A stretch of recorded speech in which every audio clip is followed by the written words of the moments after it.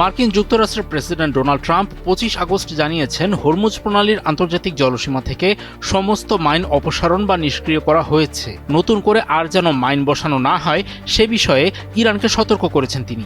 যে দেশের বিরুদ্ধে সর্বকালের সবচেয়ে কঠিন অর্থনৈতিক নিষেধাজ্ঞা দিয়েছেন বলে মার্কিন প্রেসিডেন্টের দাবি, সেই দেশ কেন তার এসব হম্বিতম্বি শুনবে? ইরানি কর্তৃপক্ষ ট্রাম্পের এমন মন্তব্যকে বিশৃঙ্খলা সৃষ্টির চেষ্টা হিসেবে অভিহিত করেছে। তারা বলেছে, মার্কিন নিষেধাজ্ঞা ইরানকে প্রভাবিত করতে পারবে না।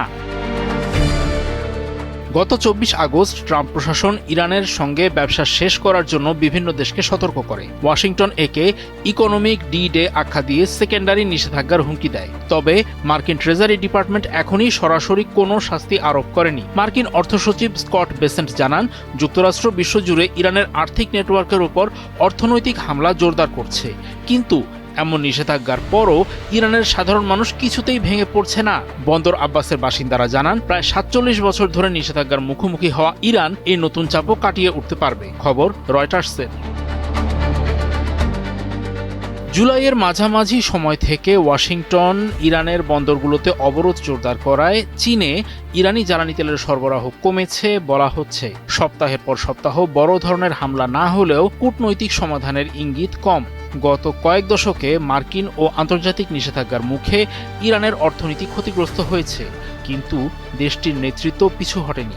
সাম্প্রতিক পদক্ষেপে ইরানের গোপন তেলবাহী ট্যাঙ্কার বহর, শিপিং বিমাকারী এবং প্রায় $৫০০ বিলিয়ন সমমূল্যের ক্রিপ্টোকারেন্সি অবরুদ্ধ করা হয়েছে। ইরান জানিয়েছে, তারা হরমুজ প্রণালী অতিক্রমের নিয়ম ভাঙায় ৪৫টি ট্যাঙ্কারকে কালো তালিকাভুক্ত করেছে। যুদ্ধ শুরুর পর থেকে এই প্রণালী দিয়ে চলাচলকারী বিশ্বের প্রায় ১/৫ জ্বালানি সরবরাহ বন্ধ হয়ে গেছে।